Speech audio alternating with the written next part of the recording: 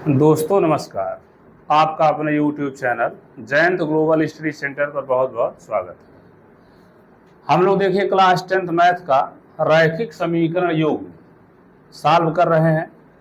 इसमें हम लोगों ने समीकरण को सॉल्व किया है पिछले वीडियो में प्रतिस्थापन विधि के द्वारा। अब इसी का जो दूसरा मेथड है वो कहलाता है विलोपन विधि। समीकरण रैखिक समीकरण ही है, लेकिन इसको सॉल्व करने की एक दूसरी विधि है जिसको हम कहते हैं विलोपन विधि। तो उस विधि का हम यहाँ प्रयोग करेंगे। देखिए आपका एक क्वेश्चन दिया है x माइनस वाई बराबर कितना है 26। इसको मान लीजिए इक्वेशन नंबर 1। और ये दूसरा समीकरण है x माइनस 3y बराबर क्या हो गया 0। ठीक है, तो देखिए विलोपन विधि जब से हम सॉल्व करेंगे समीकरण को तो हमको x और y में एक गुणांक आपको बराबर करना होगा। चाहे x का गुणांक बराबर करिए चाहे y का गुणांक। इसके लिए गुणा भाग किसी अंक से हम कर सकते हैं, लेकिन पहले ये देखिए गुणांक बराबर है या नहीं है। तो पहले समीकरण में देखिए x का गुणांक 1 है और दूसरे समीकरण में भी x का गुणांक 1 है। तो जब गुणांक बराबर है तो हमें गुणांक बराबर करने की जरूरत नहीं है। तो यहाँ देखिए पहले और दूसरे समीकरण की मदद से हम इसको सॉल्व करेंगे। x का गुणांक 1 है, x का गुणांक 1 है। ठीक है, अब यहाँ पर चिन्ह जरा देखा जाए, a भी प्लस है a भी प्लस है तो कैंसिल होगा नहीं। ऐसी स्थिति में चिन्ह को हमें विपरीत करना पड़ेगा, तो इस समीकरण को घटा दिया जाएगा। घटाने पर चिन्ह क्या हो जाएगा, बदल जाएगा। समीकरण नंबर 2 में देखिए x के आगे प्लस है तो ये माइनस हो जाएगा, और माइनस 3y है तो प्लस 3y हो जाएगा, और यहाँ प्लस का क्या हो जाएगा, माइनस हो जाएगा। यानी घटाने पर चिन्ह क्या होता है, बदल जाता है। अब x से x आपका क्या हो जाएगा, कैंसिल हो जाएगा। माइनस वाई प्लस 3y, तो माइनस वाई प्लस 3y कितना हो जाएगा, प्लस 2y। और 26 माइनस 0 तो ये आपका कितना होगा, 26 ही होगा। अब 2y बराबर अगर 26 है तो y बराबर कितना हो जाएगा, 26/2। 2 गुणे में है, दूसरे पक्ष में जाएगा तो भाग में हो जाएगा। अब 2 से 26 को हम कैंसिल कर देंगे तो y बराबर कितना हो जाएगा, 13। y का मान कितना हो गया, 13 हो गया। अब इस y का मान चाहे समीकरण 1 में रखिए चाहे समीकरण 2 में रखिए। तो समीकरण 1 में y का मान रखने पर देखिए समीकरण नंबर 1 आपका क्या है, x माइनस वाई बराबर कितना है, 26। तो x माइनस वाई की जगह पर लिख दीजिए 13 बराबर कितना हो गया, 26। तो x बराबर 26 और माइनस 13 दूसरी ओर जाएगा तो प्लस 13। 26 और 13 कितना हो गया, 39। यानी x का मान कितना आ गया, 39 आ गया, और y का मान कितना आ गया, 13 आ गया। अगर इसको हम जांच करना चाहें क्या हमारा उत्तर सही है या गलत है, तो चाहे समीकरण 1 लीजिए चाहे समीकरण 2 लीजिए, उसमें x और y का मान क्या कर दीजिए, रख दीजिए। दोनों पक्ष बराबर आना चाहिए, LHS और RHS। तो समीकरण 1 हम यहां ले रहे हैं।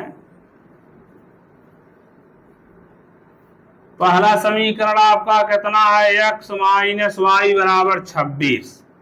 अब x की जगह पर 39 रख दीजिए, y के जगह पर 13 रख दीजिए, बराबर 26। तो 39 में से 13 घट गया, 26 बराबर कितना हो गया, 26। यानी LHS बराबर कितना आ गया, RHS। तो दोनों पक्ष क्या है, बराबर है। इसका अर्थ है हमारा जो क्वेश्चन है वह सही है। हमने जो आंसर कैलकुलेट किया है वो आंसर हमारा सही है।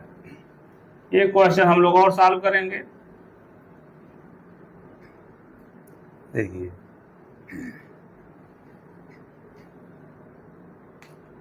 दूसरा क्वेश्चन हम लोग देखेंगे।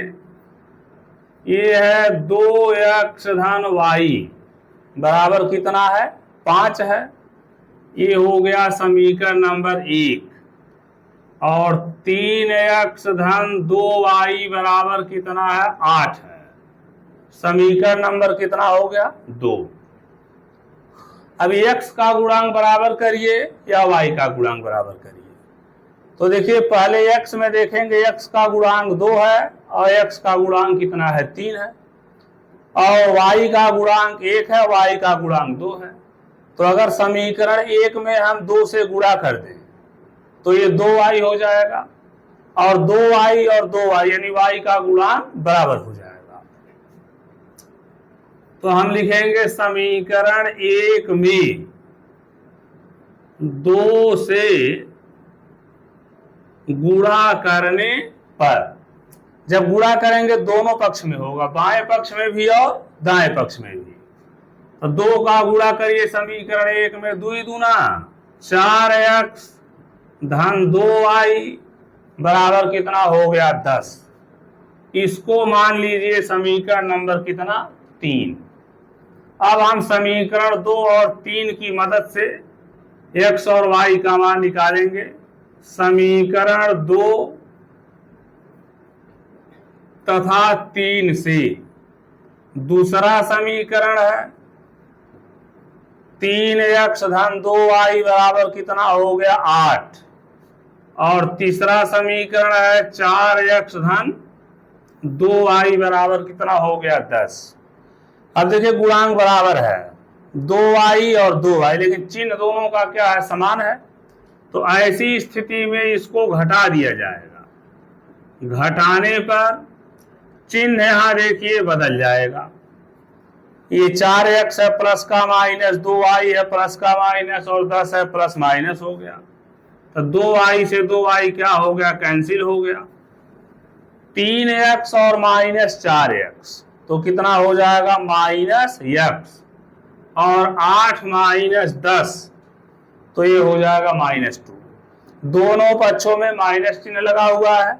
तो इसको हटाने का नियम है कि आप दोनों पक्षों में माइनस से गुणा कर दीजिए। माइनस से गुणा करेंगे तो -x है प्लस x हो जाएगा और -2 है तो +2 हो जाएगा। ये किसका मान निकल गया x का, यानी x का जो वैल्यू आया वह कितना आ गया 2 आ गया। अब इस मान को किसी समीकरण में रख दीजिए। समीकरण 1 में x का मान रखने पर तो पहला समीकरण हमारा क्या है 2x धन y बराबर 5। इसमें 2 गुणे x की जगह पर कितना लिखिए 2, 2 गुणे 2 और प्लस y बराबर कितना हो गया 5। तो 2 का 2 में गुणा हो गया। 4 धन y बराबर 5 तो y बराबर 5 माइनस 4 तो y बराबर कितना हो गया 1 हो गया। यानी हमारा जो आंसर आया x बराबर 2 और y बराबर 1 आया। चलिए जांच कर लेते हैं, चाहे पहले समीकरण में रखिए चाहे दूसरे समीकरण में रखिए मान। पहला समीकरण हमारा लिखा है 2x धन y बराबर कितना है 5 है। तो यहां से 2 गुणे और x का मान कितना रखिए 2 और y का मान कितना रखिए 1। तो 2 दूना 4 धन 1 बराबर कितना हो गया 5 हो गया, या 5 बराबर कितना आ गया 5 आ गया। ठीक है, तो आप यहां क्या देख रहे हैं कि जो LHS है वो RHS के क्या है बराबर है। तो हमारा दिया गया मान क्या है, यानी जो हमारा आंसर आया है वह बिल्कुल क्या है सही है। तो देखिए विलोपन विधि में जब भी हम समीकरण सॉल्व करेंगे तो उसका एक ही नियम है कि समीकरण 1 और समीकरण 2 में चाहे x का गुणांक हो चाहे y का, एक गुणांक आप क्या कर लीजिए, बराबर कर लीजिए। इसके लिए समीकरण में चाहे पहले समीकरण में दूसरे समीकरण में किसी अंक से गुणा करना पड़ेगा। जो भी उपयुक्त आपका अंक हो उससे गुणा करके गुणांक बराबर कर लीजिए, और गुणांक बराबर करने के बाद x का पद कैंसिल हो जाएगा या y का पद कैंसिल होगा। अगर x का पद कैंसिल होगा तो y का मान पहले निकलेगा और उसके बाद x का मान हम निकाल लेंगे किसी समीकरण में रख करके। x का पद कैंसिल होगा तो y का मान निकलेगा, y का मान निकल गया तो किसी समीकरण में रख करके पहले या दूसरे में हम x का मान कैलकुलेट कर लेंगे और इस प्रकार से हमारा जो फाइनल आंसर है वह प्राप्त